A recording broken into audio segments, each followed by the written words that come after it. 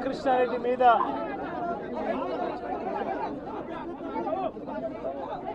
తన మీద ఏకంగా 307 అంటే అటెంప్ట్ టు మర్డర్ లాంటి కేసులు పెట్టి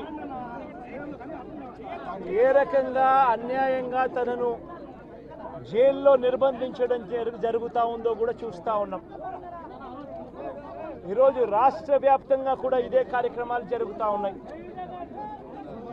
రాష్ట్ర వ్యాప్తంగా కూడా కేవలం తెలుగుదేశం పార్టీకి చంద్రబాబు నాయుడు గారికి ఓటు వేయలేదు అన్న ఒకే ఒక కారణంతో ఏకంగా ఆస్తులను ధ్వంసం చేస్తూ ఉన్నారు, దొంగ కేసులు పెడతా ఉన్నారు. వీళ్ళే కొడతారు, మళ్ళీ వీళ్ళే అటువైపున ఉన్న వారి మీద వాళ్ళు కొట్టారు అని చెప్పి కేసులు పెడతారు. ఇంతటి దారుణంగా ఈరోజు రాష్ట్రంలో పరిపాలన సాగిస్తూ ఉన్నారు.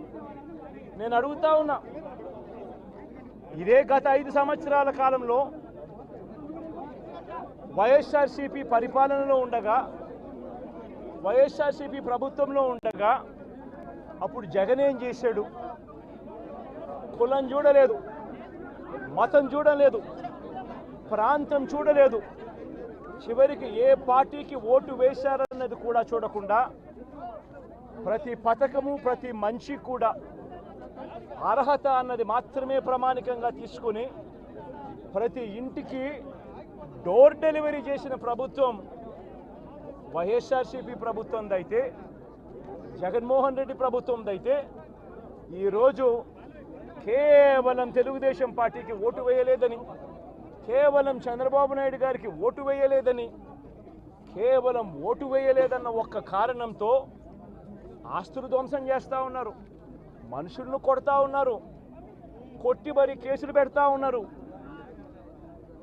ఇంతటి అన్యాయంగా రాష్ట్రాన్ని రావణ కాష్టం చేస్తూ ఉన్నారు. రాజశేఖర రెడ్డి గారి విగ్రహాలను విరగొడతా ఉన్నారు, పగలగొడతా ఉన్నారు.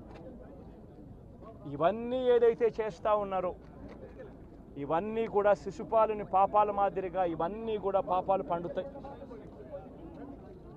ప్రజాస్వామ్యంలో ఏదైనా కూడా ప్రజలకు మంచి చేసి ప్రజల గుండెల్లో స్థానం సంపాదించుకుని ప్రజల దగ్గరికి వెళ్ళి ఫలాని మంచి చేశాం కాబట్టి మాకు ఓటు వేయండి అని అడిగే పరిస్థితులు ఉండాలి తప్పనిచ్చి ఈ మాదిరిగా దౌర్జన్యాలు చేసి, ఈ మాదిరిగా అన్యాయమైన కేసులు బిగించి, ఈ మాదిరిగా ఆస్తులు ధ్వంసం చేసి, ఈ మాదిరిగా ఫియర్ సైకోసిస్ క్రియేట్ చేస్తూ రాజకీయాలు చేస్తే మాత్రం అది ఏ రోజు కూడా నిలబడే రాజకీయం కాదు.